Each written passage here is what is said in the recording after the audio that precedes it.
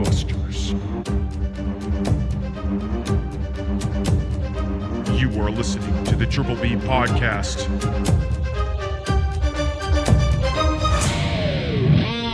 Let's fucking go.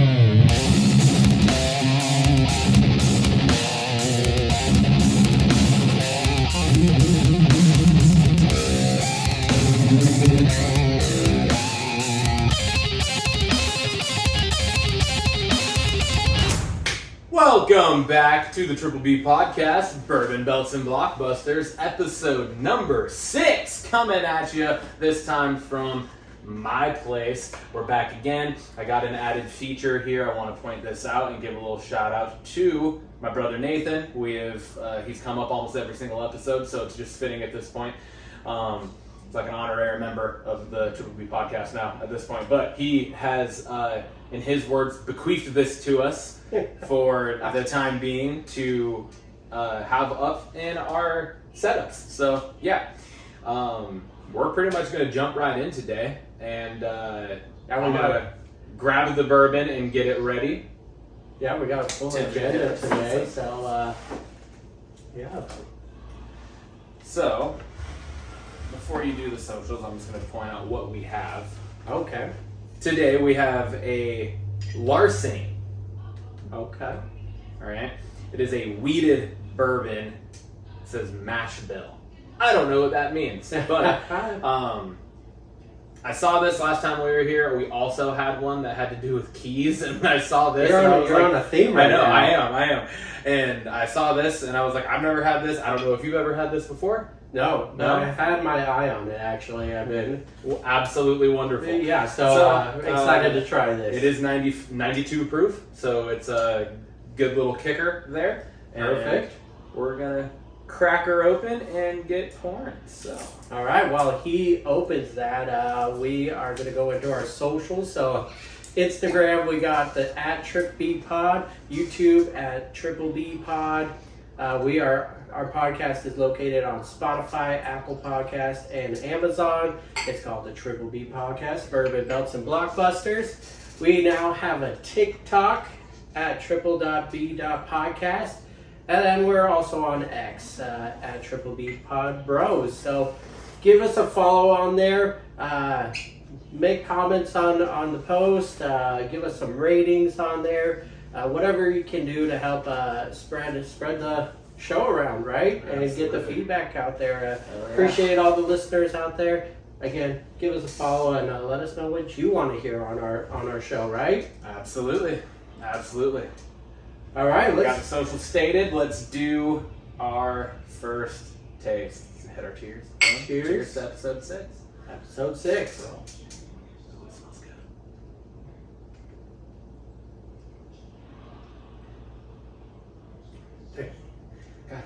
Gosh damn. Shoot, this is... Well, it's a good thing we both had our eye on this bad boy, because I would have been bummed if we never had this. Wow. Ooh. Kind of just fruity flavor kind of Yeah, at the there is a beginning, fruity but... flavor.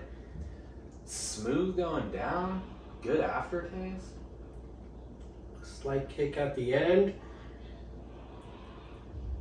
Oh, I'm excited about this one. This one's Yeah, it's almost like a peppery on yeah, the back. yeah, Right? Like I don't feel it really hit the tongue until it's already down my esophagus. Yeah. And then I'm like, there's a little heat to it.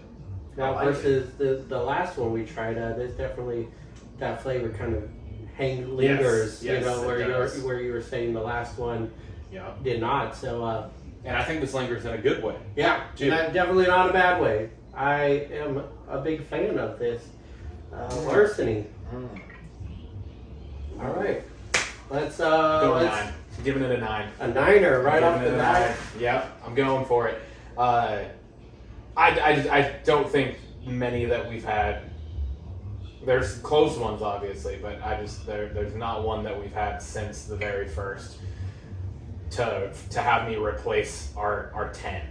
Yeah. You know what I mean? Or even match it. I think that French oaked Makers was just still the... That's the bar. That is Yeah, still that's the bar. Definitely the standard right now for us. God damn, yeah, this is good. I'm going with a 9. I like it. Flavor, smoothness, that kick on the back end that sits there nicely. Yeah. I'm going to go with 8.5. Okay. 8.5, to your point, still holding the French oak at that top. Yeah. And we're going to be chasing that one for a while, I think. Yes. Yeah. That was a tough one to start with because it set the bar so damn high. Yeah, absolutely. Hell of a way to kick off the show, though. But this is definitely a good sipping one for sure. You don't even need to make a cocktail out of this. I don't think this is just this is a perfect sipping one for sure. Perfect for sipping. Yeah, I'm excited about that one. Thank you. Yes, absolutely. Like I said, there's another one that I've had my eye on. Okay. I can't even say I've had my eye on it because I haven't seen it since I've been back up in Washington. Yeah. But down in Texas, there's one that my sister at the bar she worked at, they had there. I tried it. I was like, oh my God. And then when we started doing this, I was like, I got to find that because I got to have it on the show. They have it at like Total Wine. I just haven't gotten there yet to get it. Gotcha. So one of the next times we do it here, I'm going to have it. I'm not going to tell you what it is yet, though. No, I like the surprise. Yeah, I like the want surprise. it to be a surprise. It's I'm not going to say anything else about it. All right. I really liked it. So, but they had this one at Fred Meyer actually. Okay. And it was. I think that's a good point. We should maybe say where where we got got it. So and even how much it was. It's regularly like $41, but it was on sale for like $24.99. So then liquor tax and all that afterwards, whatever. But yeah, so I mean, it was on sale for ticket price was $24.99. So I was like, off a $41 bottle, it's like $16, $17 savings. Yeah. So I was like, yeah, let's try it, and it looked good. And yeah, I like the look of the bottle. Yeah. Too. It's kind of got the shoulders and then. I'm gonna the be hourglass banking on you to keep the key thing going. I feel like you got something going on here, so that might be difficult, but I will do the best I can. Here it comes!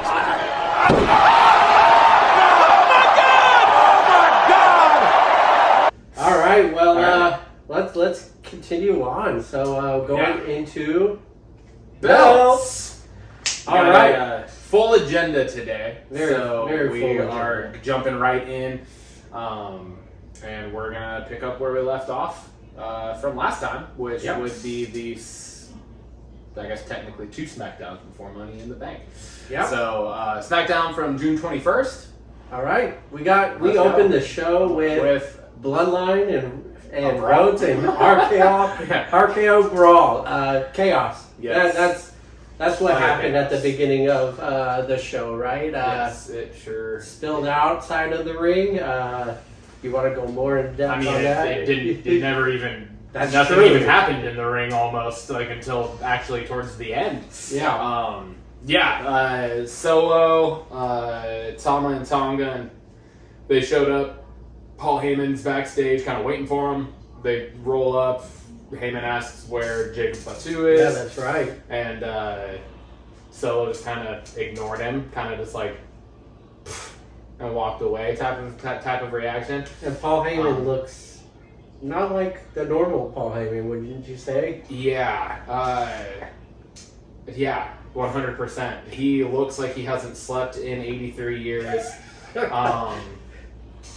Anyone that knows, has ever watched Paul Heyman or has followed anything about Paul Heyman, he's always been clean cut, no facial hair, like ever. Yeah. And he definitely, like, he had like some gray 5 o'clock shadow going on. There were bags under his eyes. Like, This is not the Paul Heyman we're used to. No, he is not at all. He's clearly usually disheveled, well kept, and yes, he's definitely disheveled now. He's distressed, scared Heyman. Scared Heyman. And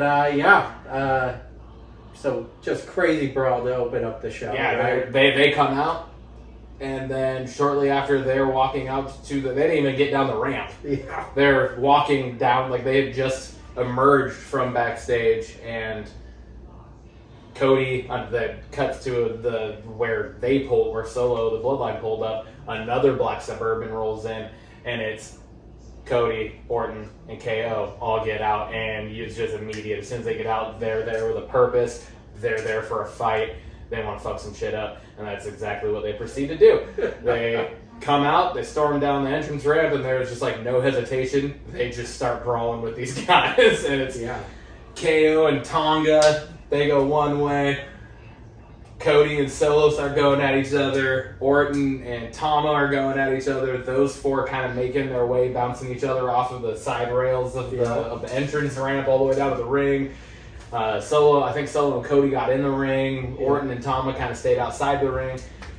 KO and Tonga fucking worked their way, like, second story of the goddamn fans, the seats out there in the stadium. But they're the shit's going on. It cuts to my favorite scene from the entire opening, which was KO putting Tonga Loa on a table, and then you just knew what was going to happen. Like, especially you and me, we've been watching wrestling for long enough to have seen Jeff Hardy do this so many damn times. And it was in Madison Square Garden where, he's king of doing that. Yeah, and so it was... You watch Kevin Owens climb up into, like, the with the fans up into the stands. He climbs up onto the railing, and he hits a pretty fucking beautiful, I might add, swanton, like, perfect placement, hitting it, everything, onto Tonga Loa through the table, which, a big man, it's just damn impressive. How they time it, place it, how far they jump, I'll never understand. Yeah, that is wild to me, for sure. How do you land on that person? Especially like doing a front flip. Yeah. Of all things, so the front flip it's like harder to do, harder to then time and kind of navigate yourself through the air, because like at least with a back flip you can kind of adjust. Yeah. Because you see where you're going. Yeah. Yeah. I don't know. But for a guy that is Kevin Owens, like size and in-ring style and stuff, like he does shit that you're just like, what? Like, exactly. So it was awesome. But anyways, security and cops and Aldis. Yeah. They all come out and separate them. Bloodline gets away. Cody, Orton, and KO are out in the ring. They deliver some pretty freaking damn good promos right there. And then meanwhile, while that's happening, Aldis reemerges with police officers. Oh yeah, I'm gonna use that term loosely because you would think being the WWE they could have a little bit more convincing of costumes. Like the costumes on this one was pretty bad. It was like something straight out of like a 90s action movie or something. It was like, what are we doing? But anyways, the idea got across. They got escorted off of the premise, and they left. Like actually, they left the show. They were no longer there. Yeah. Which kind of just moves us along throughout the program. We went into essentially what ended up being like 3 back-to-back Money in the Bank qualifier matches. So, you want to take the first one? Yeah, we got Tiffany Stratton and Tiffany Time defeating Lyric and Cargill. We got LA Knight defeating Paul and Escobar. And then Naomi defeating Hartwell and Davenport. Pretty straightforward matches. Not really. All around good matches, though. There's I wouldn't say there was anything that was like insane. I think like maybe one of the biggest things to call out was again we kind of saw the weird. Not weird, I guess is not the best word, but there's like that team up that we weren't expecting between Nia Jax and Tiffany Stratton. You have Jax out at like ringside for her during the match. Some interference here and there throughout the at least the I think both of the girls' matches. It was both the girls' matches because Indy Hartwell interfered with Jade Cargill, and then Cargill came out against when Hartwell was in her match. So A lot of interference across the board in the Money in the Bank. But kind of it's a just triple seems threat. to be, yeah, exactly. There's no disqualification. So, but yeah, so it seems to be that they might be that they're building to something with Bianca and Cargill and Candice LeRae and Garbo. I gotta say, the triple threat matches, though, across the board have been really good quality matches. Yeah, they have, absolutely.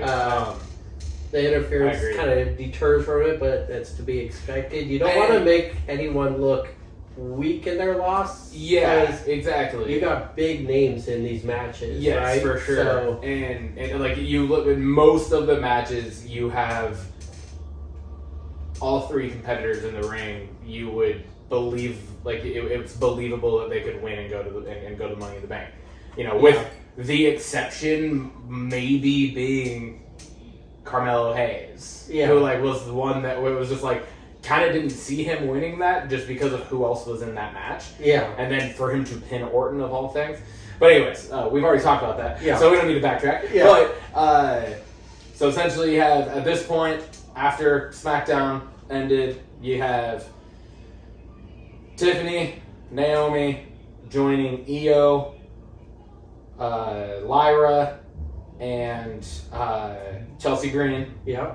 At this point, we have 5 of the 6 for the women's, and I believe this also brought us to 5 of the 6 for the men's because we got LA Knight, Carmelo Hayes, Andrade, Chad Gable, and Jey Uso. Yep. Okay, so we're 5 and 5 for the SmackDown on June 21st there. So the following Raw, we'll see two more qualifying matches to wrap up the 6. Yes. And then we go into a backstage segment where Austin Theory kind of approaches DIY and once again, DIY, they're really just trying to talk some sense into Austin Theory about just what's been going on. Dude, Waller's using you. He's not your friend.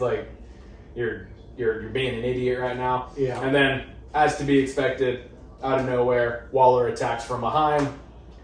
Trying to put a kibosh to all this talk. Yes, right? exactly. Do you think this is leading to Austin Theory going face, leaving Waller, or what do you have any thoughts on that? Honestly, that's a good question, and I haven't really given a whole lot of thought to it, but just right now, you asking me about it, I feel like it would be a good move to have him go face. Because Theory's had a lot of big things right out the gate for him. He beat John Cena, WrestleMania, he's been the U.S. champion, and then kind of took a backseat, but then gets the tag title. But he's been a heel, almost the entire time. Yes, right? I don't think he's been a face yet. So to have a face turn, all of the greats have done it and still do it, go back and forth. We even talked last episode about the potential for Orton. Again, maybe going heel. As late as he is in his career, as hard as that might be. I think it would be a really good thing for Austin Theory and his character to be able to do a heel turn and kind of try to get that fan pull. I think that'd be really good for him. And then if they were to be able to land some gold back on him too, some singles gold. I think it'd be great. I agree. Which brings us into the ending of SmackDown. Holy crap! One of the best endings to a show outside of the White 6 debuting that we've had in a long time, man. It was emotional, and it was amazing. Honestly, it was just done so well. It was cinematic in and of itself. 100% agree. And so essentially, what it is, you have the bloodline reemerge, right? Mind you, during the show, we kind of skipped this, but at one point during the show, Heyman, it was shown backstage, Heyman's asking again, so where's Jacob? Where's Jacob? Why is he not here? And Solo actually told Heyman, he's not here tonight. If he essentially, Heyman, you said he was too dangerous. He's not here. I'm agreeing with you. I'm taking your side. Which is kind of what it was played up to be. Yeah, exactly. Fast forward, Bloodline's now out in the ring. They make their way down.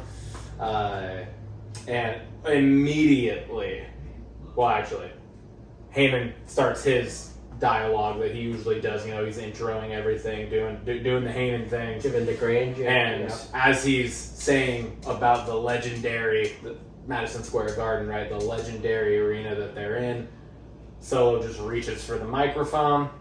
Heyman right stops. You can just tell that, like, something's wrong. Yeah. Heyman's worried. He hands the microphone to him. And Solo immediately just says, Madison Square Garden, acknowledge me. Yeah. And the fan base went kind of crazy, like, negatively, as you would expect. We want Roman. We want Roman is the consistent theme with the fans. Heyman about went off his damn rocker. Yeah. He was like, what are you doing? And then Solo proceeded to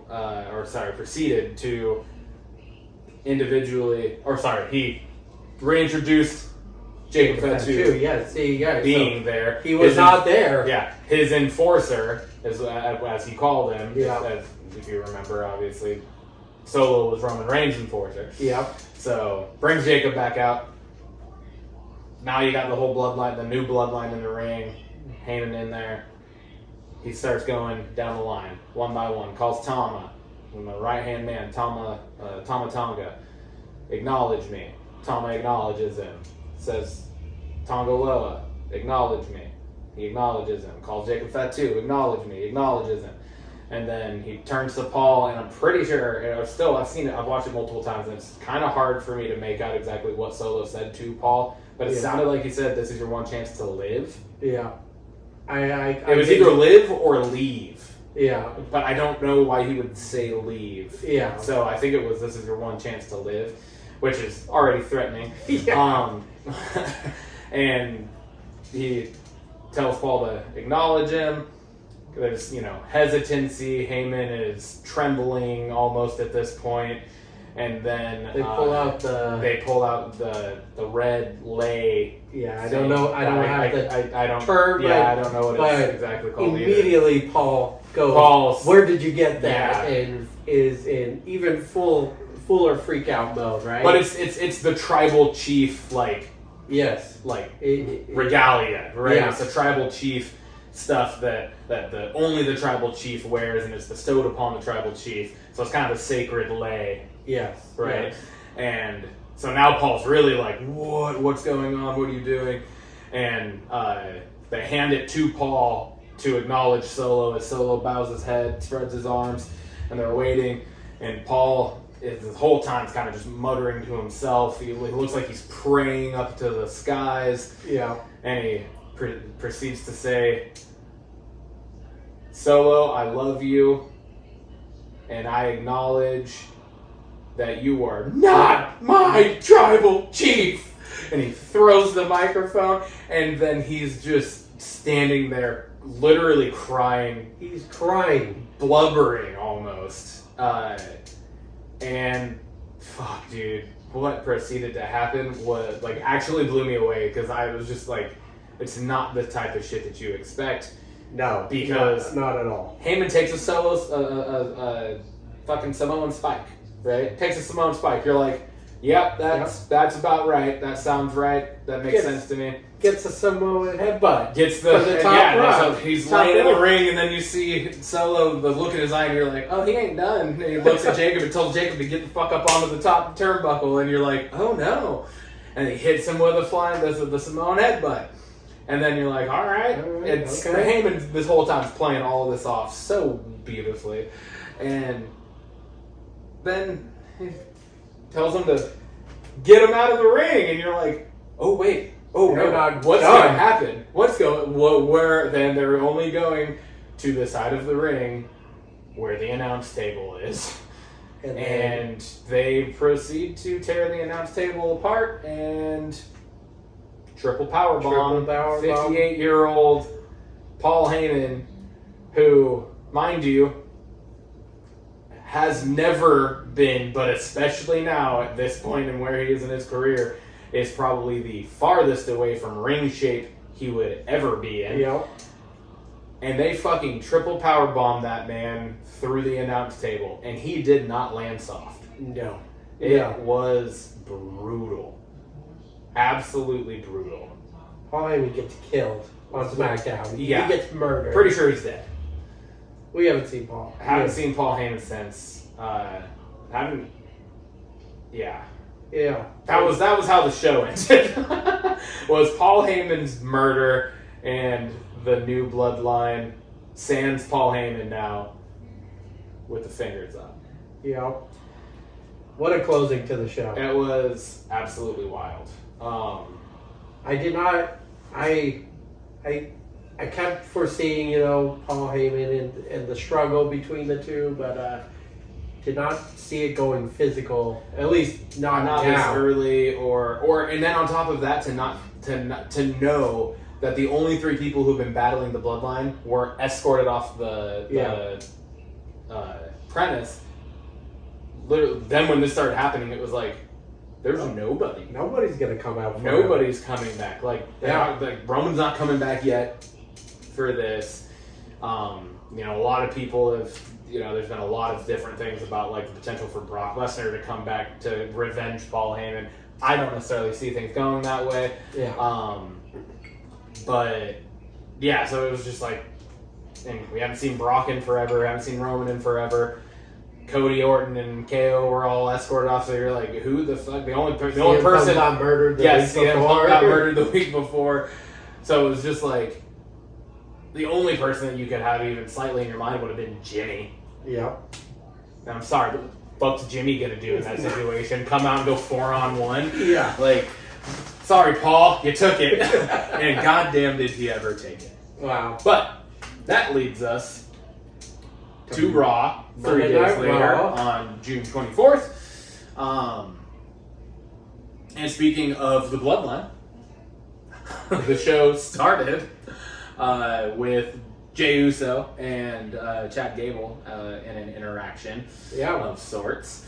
And then we get some flickering lights. Yeah, things start happening. Jey dips. He said bye-bye. Yeah. And then like Chad Gable's trying to kind of making his way up he gets out of the ring this time because the week previous he was in the ring when Nikki Cross got in the ring and he was like, oh my god. But he's seeing like shadows and flickering in the light. Yep. What a cool feel to the beginning of the show. Yeah, so he gets out, he's going up the ramp. Now he's up by like where they have all of the promoting the ladders for Money in the Bank.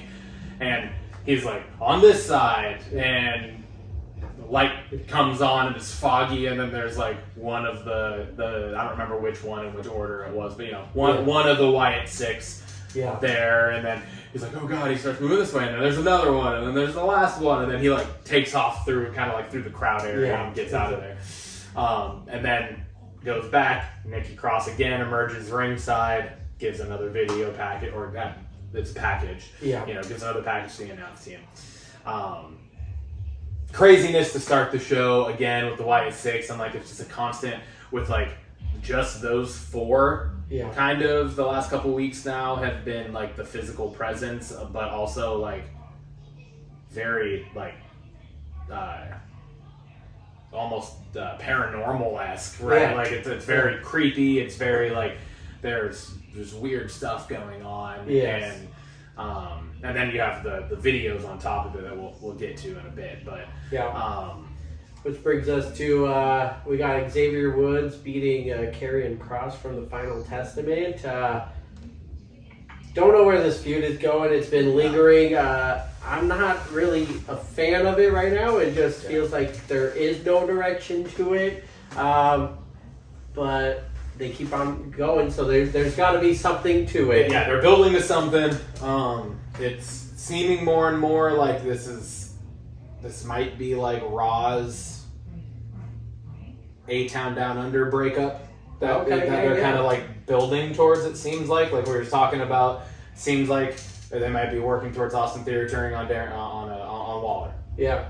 Okay. I did not think of that at all. So it looks. I mean, it seems more and more. I mean, it's pretty obvious. I think that like that's Karrion Kross's I think goal is to yeah. break up the New Day. Like, he has said he like wants Xavier Woods part of the Final Testament. Yeah. That's the part I think for me where I'm like, I don't get that. Like, I don't understand the build to why, like, having Xavier Woods, of all people on Raw, having Xavier Woods join the Final Testament. But you know what? We haven't been disappointed really with anything that's been going on in recent months. Yeah. So we might not get it right now, but I am here for it, and you know, hopefully their track record will stay fairly clean. They'll have a good payout to it.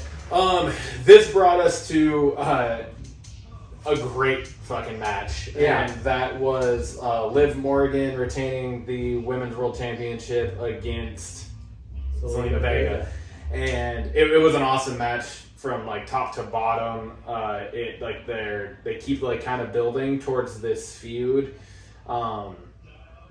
and it's just a great match. They're both really good in the ring. They put on really good matches. There's a lot of cool spots and stuff in the matches, and I feel like at least with those two, there are very few botched spots in those matches. Agreed. Which is a testament to those two and their in-ring work good and chemistry in the ring. Yeah, for sure. So, but once again, you know, this whole time, Dom's pretty much being told, you got to take care of the Liv Morgan situation. He says, I'm going to take care of it. And he goes out during the match to interfere again in another world champion, women's world title match, to try to interfere to make Liv drop the title.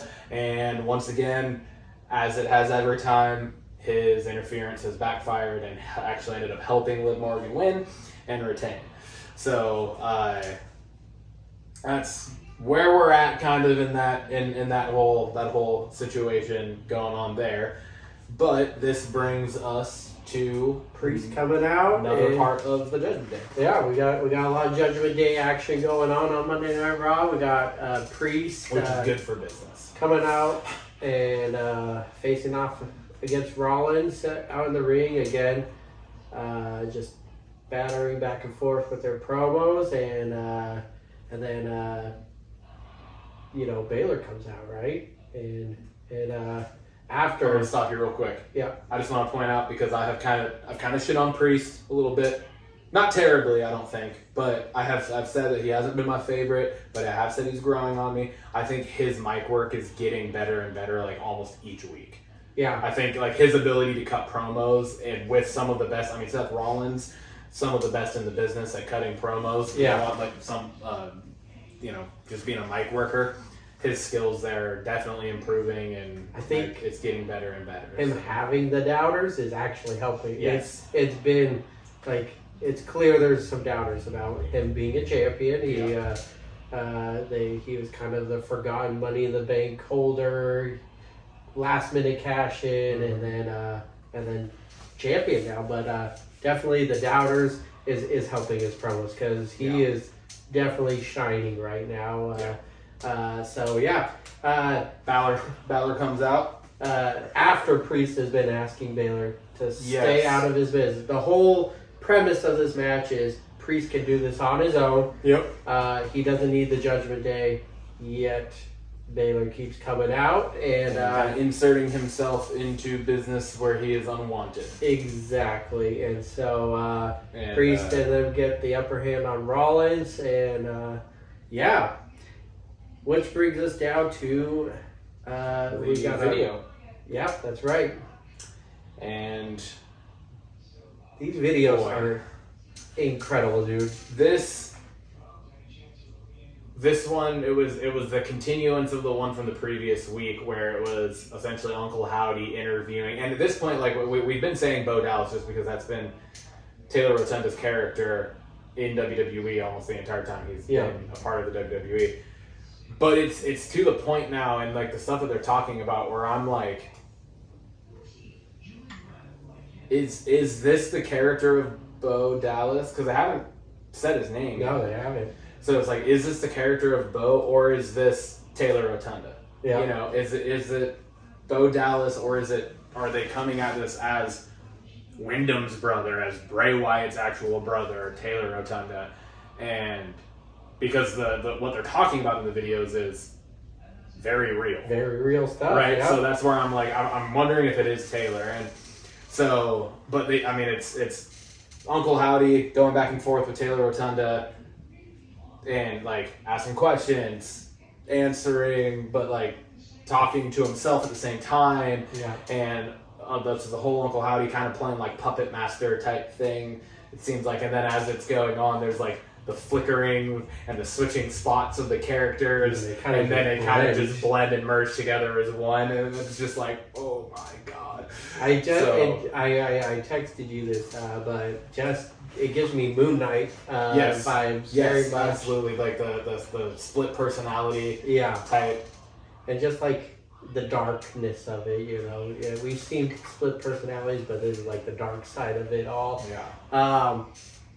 The videos just keep getting better. Yes. Really excited for where this is going. Wherever it may be going. Couple kind of quick just pieces here. Dom ended up facing his dad, Ray. Liv and Zelina once again got themselves involved, and it led to... It was just, you could tell they're leading towards a next tag match, right? Like yes, but I wrote that it led to Dom beating Ray, but I think it was the other way around. I think Ray won that match. I believe Ray won. I think Ray won that match. Which, the matches between them are great. Oh, they're awesome. It's happening this feud has been going on for years, right? Yeah. Between Dom and Ray, but the matches are good. But like I said, you could tell this is just leading to a mixed tag match right now between the two. Yeah. So excited about that. And then Sammy comes out. He's just a master on the mic. He drives that emotion from everyone. Gives a very heartfelt a promo out there. And of course, Braun comes out and gets the upper hand on Sammy, right? Yep, the last Raw before their match at Money in the Bank, he attacked Sammy, hits him with a couple spears. Well, he hit him with one spear, and then he started to walk away, and then he did his, which is now the Braun Breaker special. Yeah. The choo choo is what I call it. He's running around the ring, and he goes to spear him, but that time Sammy jumps. Yeah. Just like he had done, previously. Yeah. But this time, Braun caught himself. Yeah. Right? And anyways, he ended up getting the upper hand, spearing Sammy again. So he's the one standing tall before the match at Money in the Bank. Yeah. I'm excited for the match at Money in the Bank. Sammy doesn't disappoint. Braun doesn't disappoint. Yeah. It's going to be a collision at Money in the Bank. Absolutely. Speaking of Money in the Bank, we had the final two qualifying matches for Money in the Bank on this episode of Raw with, for the women's side, Zoe Stark defeating Ivy Nile and Dakota Kai for that final spot in the women's match. Solid triple threat match again. If I'm not mistaken, I think that might have been one of the ones that didn't have interference. I don't believe it did. I don't think it had interference. Which is kind of possibly EO or Kairi Sane, and then Alba Fire and Isla Dawn. They're kind of teasing this tag team showdown down the road. So I actually do believe they interfered. So. Oh, okay. But then we also got then the men's.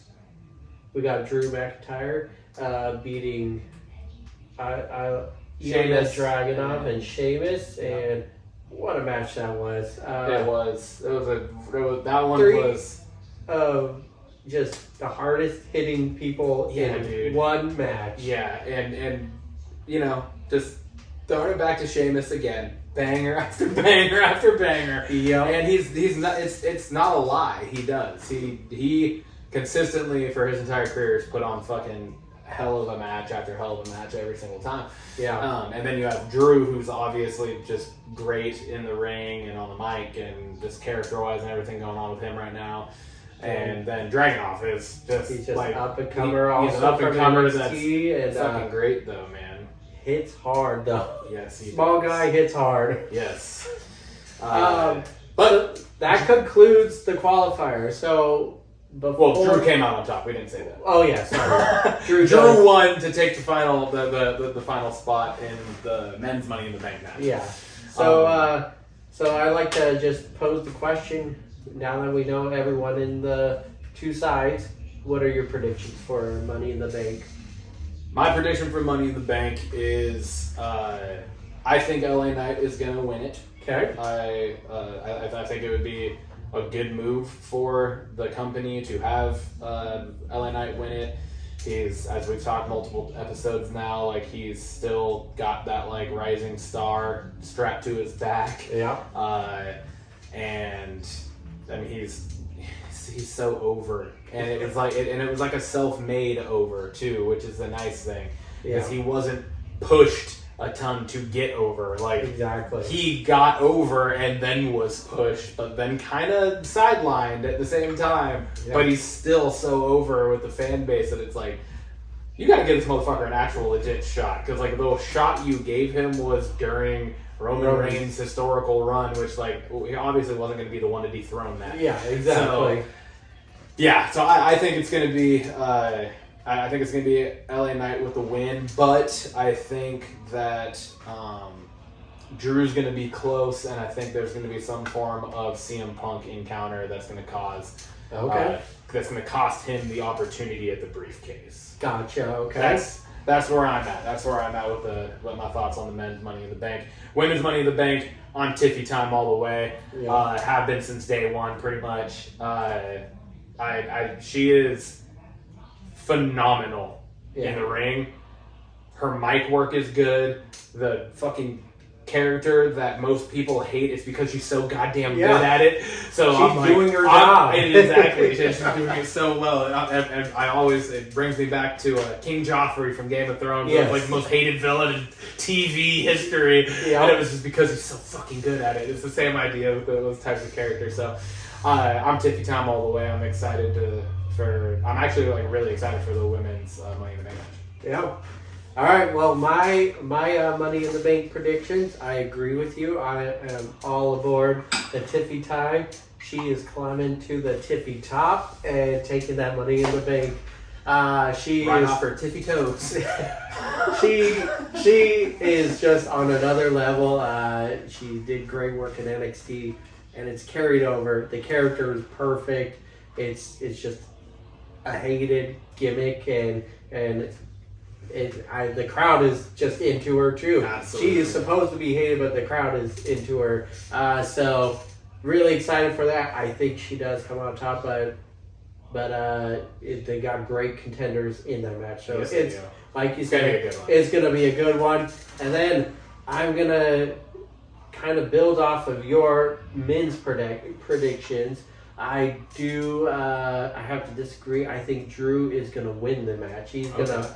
There's not going to be interference in that because, as you recall, you take it back to after Clash at the Castle, CM Punk says, I'm not going to let you win the title. I don't think he cares about the Money in the Bank part of it. Okay. I think he cares about the title side of the thing. So, no interference in the Money in the Bank part. So I believe Drew comes out on top, but I would love to see LA Knight win because I agree with you. Yeah. But there's just so much going into Drew right now. He's just on all sorts of new levels, and I think he takes it. So that's our predictions. Okay.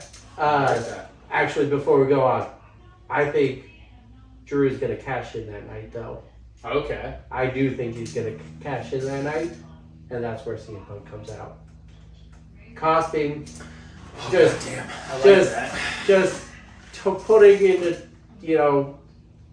Like Drew promised, he's going to win. He's going to cash in that night. So I believe his promise, but Punk is going to, that's where he gets involved and drives this feud even further. Yeah. I like that so much that like I want that to happen, even though I'm going with my prediction still.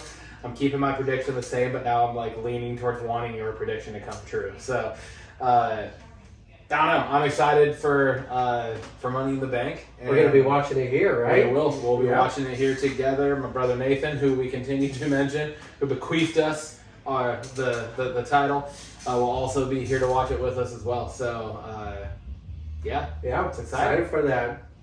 All right. That brings us on to our banger of the week. Banger, after banger. I'll start. My banger of the week is straight up Paul Heyman getting absolutely murdered. It was cinema, like you said. It was cinema. It's happening to a person that has no business doing it, which I think is like just so much credit to Paul Heyman for just saying like, yes, I haven't taken an actual bump in like a bump like that fucking since the ECW days, probably. Like I don't like or like the invasion. Yeah, I think in the invasion he took a stunner or something. Yeah, but even like the Taker and Lesnar, and he was with Lesnar feud. I think Taker like put his hands on Heyman, but like Heyman hasn't taken a bump, let alone 3 fucking bumps. 2 of them that are like pretty intense. One of them that was fucking insane for him to be taking. A power bomb of all things. Yeah. Like if it was a splash or something, like I could see that, but a fucking triple power bomb that's just insane for him to be doing that type of shit. So I think that is definitely like my number one. But from in the same vein from earlier in the night when it started the show, my runner up for the banger of the week was KO hitting the Swanton through, and that was just because it was like, for me, Jeff Hardy's been one of my favorites forever and will always be one of my favorites, and Jeff Swantons off of the stuff through the Dudley Boys, so many different times, Christian and Edge, all that, it was kind of just a callback, and like you said, it was Madison Square Garden where he's like, that's like the place where he would fucking do it the most. Exactly. And so that's mine. Paul Heyman getting murdered takes the cake for me though. All right, my banger of the week is Jacob Fatu. Just the character, the Samoan werewolf. They are treating him big. They they kind of ease Solo up as the enforcer, but this guy got the entrance. He got the look. His moves in the ring. He feels like the real deal. When I saw that he came out at the end of the show, I was just like, this is one of the next big stars in WWE. So he is that, and I also did have a runner-up as well. It was very close, but Ilya Dragunov in that triple threat, he showed out in that match. He was the odd man out between the two, just size-wise, and just the pedigree of McIntyre and Sheamus, and then having such a new face in there. But he showed out. He proved he belonged in that match, and I'm excited to see, because I thought in NXT his character was good, and I was having trouble seeing where it would land on Raw when he got drafted, but he's been showing out week after week and really shined in that triple threat match. So bangers of the week right there. Awesome, love it. That brings us to our belts question of the week, and we have the kind of like the bulk question, the primary question to get it started, and then we do have kind of a follow-up question that I believe you said was actually from a fan. Yeah, we got a fan question this week. We got a fan question, so we'll get to that.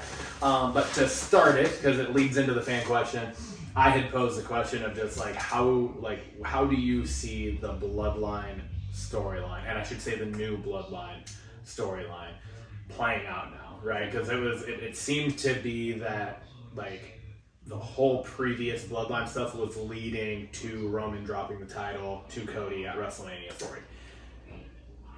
Obviously, we're past that, and we still got Bloodline shit going on, right? There's Cody Rhodes champion, but there's still Bloodline stuff happening. So, I'm curious as to how you think this is gonna play out. Do you think it's gonna play out with a potential Solo Cody setup, Roman returning somehow, maybe The Rock being involved, or like what's your take on the way the direction of the current Bloodline story and how you think it's going to kind of conclude? Because at some point there's going to be a conclusion, at least to this chapter. Yeah, and that's kind of this chapter. What's your thoughts on it? Well, I thought I had all the answers. I thought I had it all predicted out, but SmackDown kind of turned my head on it with them attacking Paul Heyman. But that might actually kind of lead more into what I think is going to happen. So I see Solo versus Cody Rhodes in the future for the championship. I don't know if he goes over, but I think that brings Roman back into the fold. I think he ends his hiatus after that match.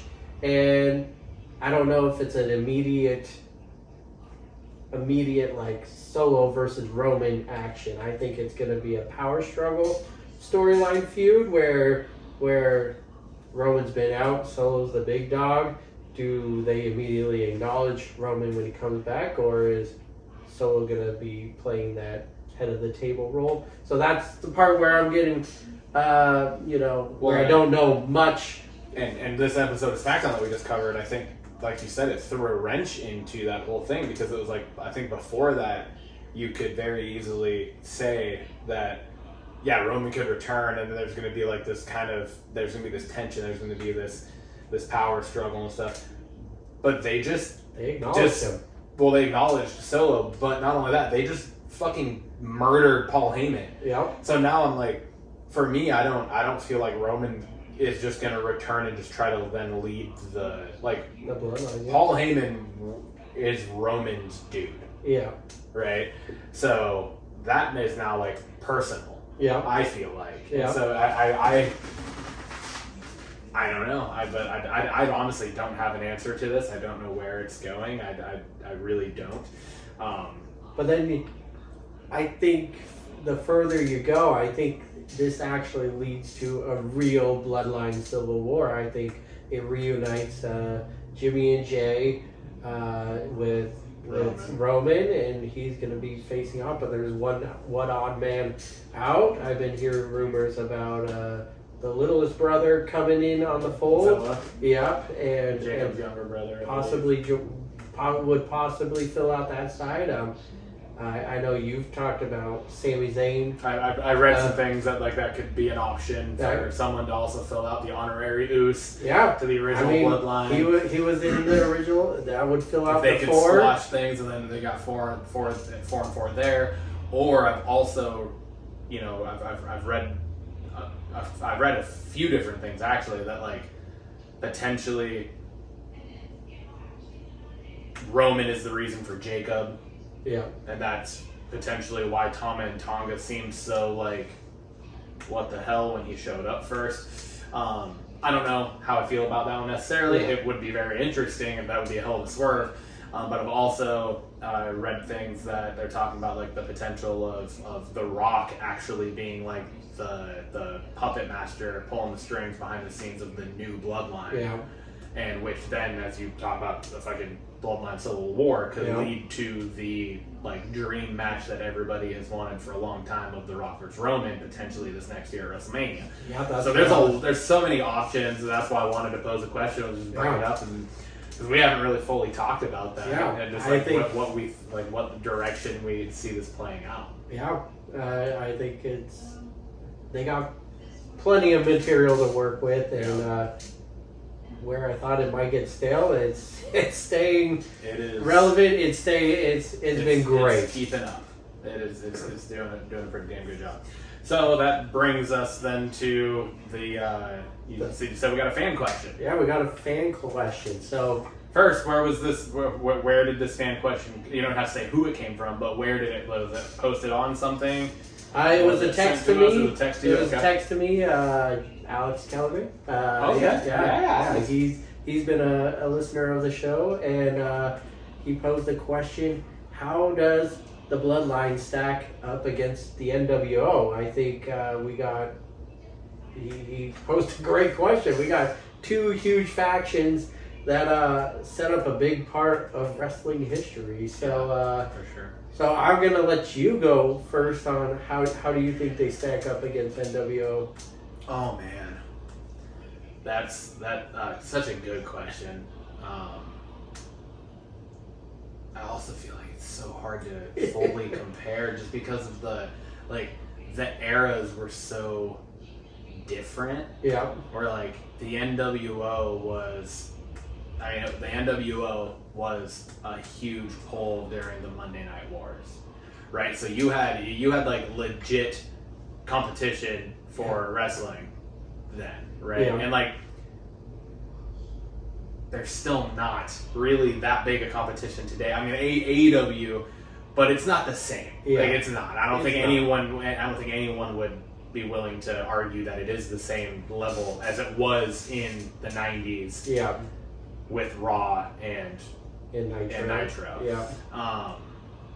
So I feel like when it comes to just, I think the NWO was. I'm like going back as I'm saying this. Like I don't know if I want to actually fucking say that. That is a good question. I was gonna say I feel like the NWO was more important for their time. Yeah. If that makes sense, and that's and I say that because it brought such a relevancy to wrestling in an era where in a time frame where it was kind of struggling for that to a point, and then it like brought a realness to that like feud going back and forth. It became a legit competitor to Monday Night Raw. Yeah. Because of the NWO. Yeah. And then you have the characters that are in the NWO, like at that time were already legends. Yeah. In the business. Yeah. I don't think you have that necessarily with the Bloodline. They're like growing legends today. Yeah. With really just Roman and Jay, I would argue. Yeah. I think everyone else is still like even Jimmy is still kind of lower level.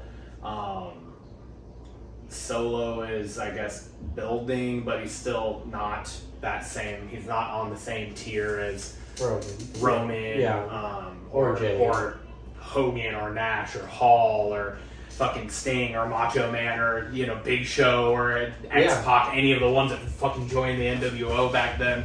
Yeah. And like when it came out, and so there's a lot of obviously just being a faction, being a heel faction, being the ones that are like running it. If you cross them, you get fucking destroyed, and that kind of happened with all like both versions of the Bloodline too, right? Last thing that I'll say to it is I think the new version of the Bloodline might compare tendency-wise better to the NWO. Yeah. As like in regards to it being like just lawless. Yeah. Yeah. Right. And I even throw DX into that category too, right? Like where it was just like it's their show, they're running it. What they want to happen is going to happen, and if anyone stands in the way, they're going to like you're done. Yeah. Right. And brutally. Yeah. Where I don't feel like the original Bloodline was as aggressive in that regard. Yeah. I feel like they were more like planned. They were a little more conservative with that. They knew what they were doing, and they were doing things with with a lot of like intent and purpose behind it. Where this new version of the Bloodline, sometimes it just seems like it's fucking just reaction. Yeah. And it's aggression and just seeing red and going. So that's a damn good question. It is. What do you think? I mean, I thought I had an answer, and then you speak. So you're 100% right. I think just impact-wise, I think NWO, the first iteration of NWO was huge. It was much needed for that, and it drove a huge Raw, WWE versus WCW. Yeah, there. the ratings for Nitro when the NWO debuted, and then we're just wreaking havoc. Yeah, but and I mean the shock value of Hogan turning heel and joining NWO, that blew everyone's mind. So initially I think NWO shines more, but Bloodline kind of did the same thing. It was we're in COVID, Roman goes full on heel and then develops this big. We were going through a rough stretch of WWE, and Bloodline kind of shot a new life and direction of driving this long-term storyline. Whereas NWO, I think, fizzled out after a while, and it tried to do different iterations and felt like they were just throwing everything they could at it and trying to make it longer than it should have been. So I will say that the Bloodline, for how long they've been running the storyline and the new direction and how it's just so cohesive, I'm going to give the edge to the new Bloodline, or Bloodline in general, as the bigger group. Yeah, and I don't disagree with that in any way, shape, or form. I think you're totally right that they are probably the bigger, most impactful group. I said that it's like for their time. Yeah. Back then, NWO I think was more necessary. Yes. But I think that almost should kind of be a little bit of a testament to the Bloodline, because it was like, was it necessary? No, but it's been fucking awesome. Yeah. You know what I mean? Yeah. Like, it wasn't like necessary for them to for wrestling to maintain popularity and interest, but goddamn has it fucking shot up because of it. 4 years of Bloodline now. Yeah. 4 years of Bloodline, and yeah. Not once has, other than people getting irritated that Roman's getting interference in every match. Yeah. Should some people have won the title over him? Maybe, but 4 years of good storytelling in a group where it doesn't feel like it's losing any traction. And that's a testament to everything. One more testament to the Bloodline and kind of what you were saying. Yeah, all the interference, and I have been one of the ones, right? Yeah. I was kind of I was over it. Yeah. There's been nothing with the Bloodline as infamous as the finger poke of doom, or the finger poke of death, or whatever. Finger poke of doom. Yeah. Right. So, as much shit as I might like to give Roman's reign and all of that. I think the Bloodline takes the cake. Yeah. Yeah. I think all around the Bloodline probably takes the cake for it. And again, because of the lack of star power in the group too, when it originally formed, it was a tag team of the Usos and Roman Reigns. Yeah. And then they brought in Solo, who was this unknown.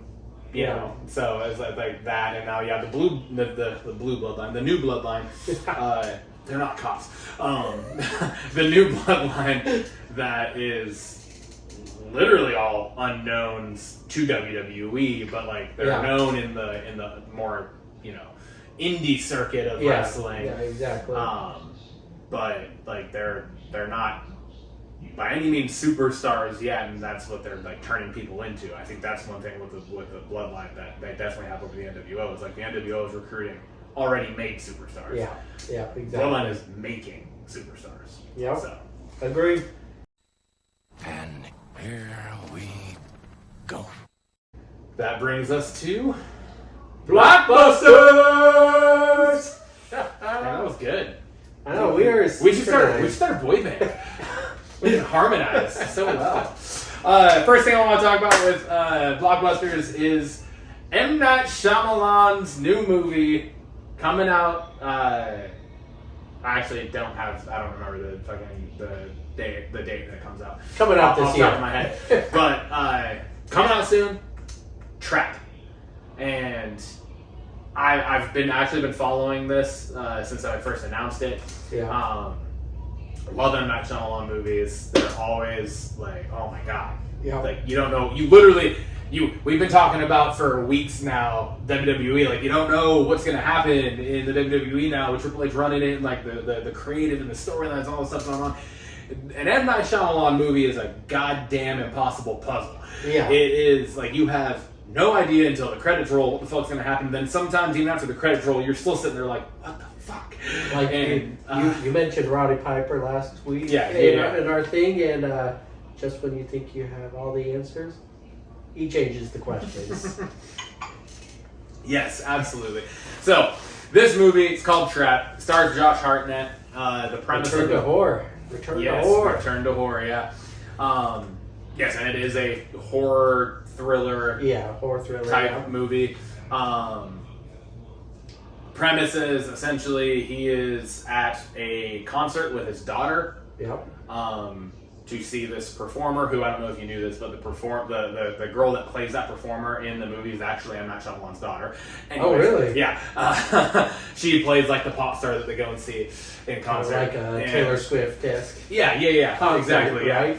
It's like a huge show, and they're there, and Josh Hartnett kind of excuses himself to like go to the bathroom, and then he's like noticing as he's like walking out and stuff that there's a very large police presence there, and then as the trailer continues to roll, he ends up talking to like a concessions dude, and the guy's like, I'm not supposed to say anything, but I forget the name of the killer, but there's like a killer that is like a serial killer that has been like being hunted for or whatever. They're like, they believe he's here, and they're trying to like trap him to catch him essentially. Yeah. Well, it fucking turns out, at least in the trailer, makes you think or believe that killer is Josh Hartnett's character. Yeah. And then there's like the whole thing is just like suspenseful, like blood pumping trailer, just him then trying to figure out like how the fuck's he gonna get out of this. Yeah. While he's also like protecting his daughter. Yeah. From knowing that he is this person or whatever. Because like at one point he looks at like a camera, like a fucking Ring camera on his phone at his house or whatever, and has somebody like captive. Yeah. Right? So who knows what the fuck's gonna end up happening. I don't even care, honestly. I'm just so excited to see this movie. I think it's gonna be so good. I'm here for it. I'm so ready for this. And I love the resurgence of Josh Hartnett. Yeah. I love the resurgence because he went on a long Hollywood hiatus. Yeah.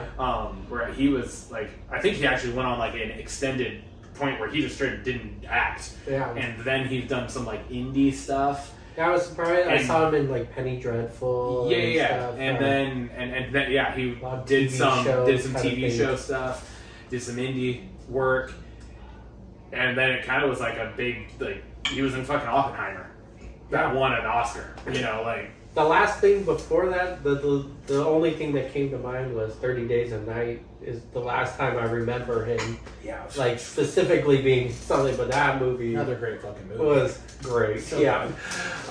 Anyone that hasn't seen it, go watch 30 Days a Night. It's really fucking good. Vampire horror movie up in Alaska. Yeah. So it's really good. But anyways, that's Trap. That's one of the ones I want to talk about here. This one we've actually talked about a little bit on our own outside of the show. But Twisters, it is the follow-up to like the mid-90s, I think, release. 97, 98-ish, but mid to late 90s probably. Twister with Helen Hunt and Bill Paxton. Bill Paxton. May he rest in peace. Yeah. What a movie that was. Great fucking movie. The original was amazing. Watchability of that movie is so good. And the graphics and the CGI, I guess at the time, I don't even know if it was called CGI then, but like for their ability to make it look the way it looked then is fucking was so impressive. How did they create Twisters? Yeah, like how do you create tornadoes on the screen in the mid to late 90s? But it's such a good movie, and also Philip Seymour Hoffman was in that. That's right. Yeah. Just a great movie. Yeah. All around good movie. And they have the new one, the follow-up to it, the sequel to it coming out July 19th. Twisters. So plural. Yes. And in the trailer, you see why it's called that. And it's because it's like they end up chasing, they're tornado chasers, just like in the original. But now it's like obviously new, updated, it's modernized, but now it's you at one point in the trailer you see like a tornado that then turns to being on fire tornado. Yeah. And then you also see twins. Yeah. You see like a tornado split into two. It's either one tornado splits or just two full-blown tornadoes form. Yeah. I don't know what it is, but the guy's like, twins! We have twins! And there's two fucking tornadoes. So, but it has a very, very similar feel I was gonna just to say, the original. That does this like really just like brings you back. Like yeah, you've it seen has it, that you feel of enjoyed it. Philip Seymour, like corny, Yeah. like he's just over the top, like. Yeah, But it had that feel. But you also could see the new technology. Yep. Added to the being twist, good. so. So I'm stoked for it. I can't wait till it comes out. We're only a week or so away from it dropping. So, but yeah, I'm stoked for that movie. And that brings me to our first question for the Blockbusters question of the week. We got two today, kind of following suit with our Belts questions of the week. But our bourbon question of the week, our Blockbusters question of the week, number one is, what do you think the best natural disaster movie is? You know, I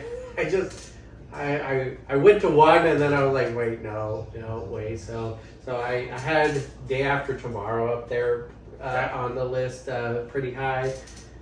Really enjoy that movie. But I put Armageddon at the top of the list. All-star cast in that movie, and just I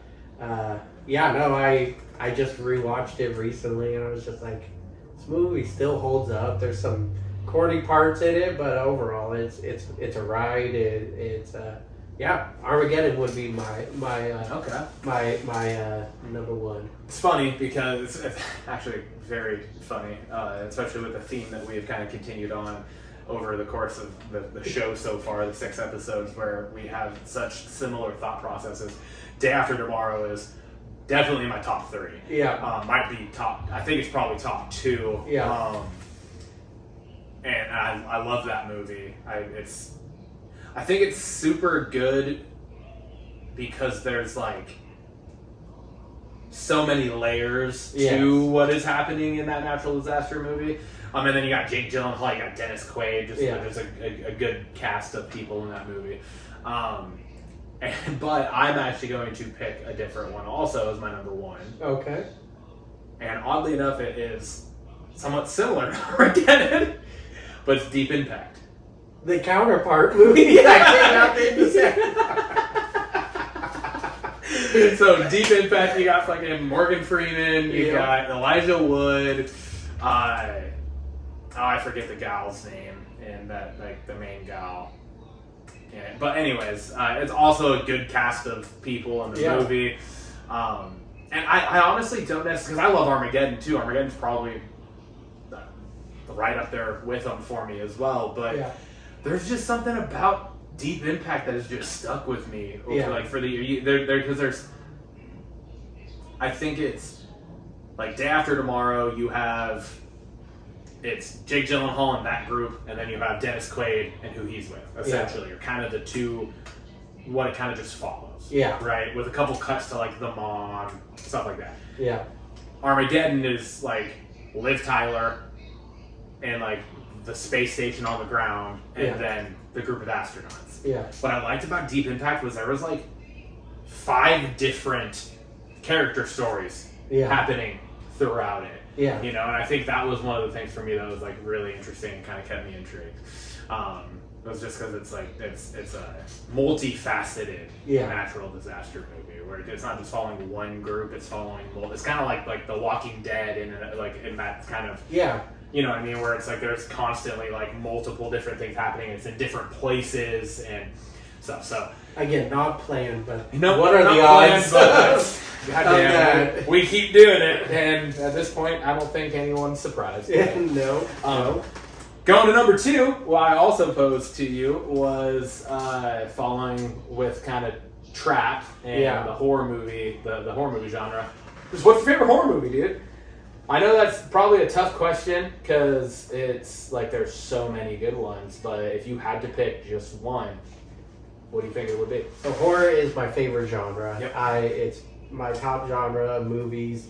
You and Haley do like a 12 Days of Christmas, but for Halloween type thing with movies, right? I have to force her into that. Okay. She's not as big of a fan. She's not willing. But she props her. She sticks through it. But yes, horror is top genre. So this one's actually easier for me. Oh, okay, cool. Scream is my favorite. 1996 came out. It's my ultimate favorite. But the franchise itself, I'm there for it. I have a lot of. I'm wearing Scream shoes right now. Yes, you are. Hold them up. Show the camera, Tim. Yeah, we'll just give that a little hold ghost up. face. Show ghost face on it. Yeah, we got Ghostface right there. I love it. I mean, what's your favorite scary movie? That's what it says on my other shoe right there. So, Scream, easily my favorite, but there's so many good ones out there, and I don't care how cheesy it is, I'm there for them. So, what about you? Silence of the Lambs. I love that movie. Silence of the Lambs, and it's always been my favorite. It's so damn good. And I think it's because there's not like a ton of like jump scare need in it. Mm-mm. It's so suspenseful, and just Anthony Hopkins' portrayal of Hannibal. Yeah. And him being locked up, but still like the most menacing fucking bad guy ever. It's just so good, and Jodie Foster is amazing in that role. Yes. It's always You don't get many horror movies winning awards, and that movie did, right? Yeah, absolutely. So, it's one of my favorite. I mean, it is my favorite horror movie. One of my like top favorite movies in general. So that's a good one. Yeah, that's a good one. One I got to roll with, and I believe that wraps up. That wraps up our episode 6, coming to a conclusion. Back at my place once again. Yeah. Cheers to you, man. Cheers to you. Cheers to Triple B, and cheers to episode 6. Here we go.